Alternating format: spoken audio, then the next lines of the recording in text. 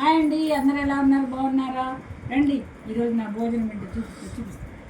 చక్కటి గడ్డ పెరుగు, జొన్న గటక, ఉల్లిగడ్డ ముక్కలు, దీంట్లో కాంబినేషన్ పచ్చిమిరపకాయ.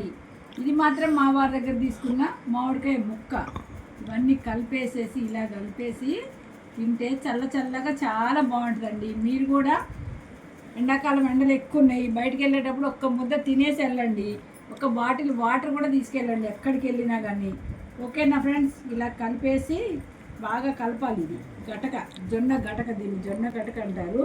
బంద్ చేసి కలిపాక కట్ చేసినవా? కట్ చేయి, కలిపి తర్వాత అంతా కలిపి.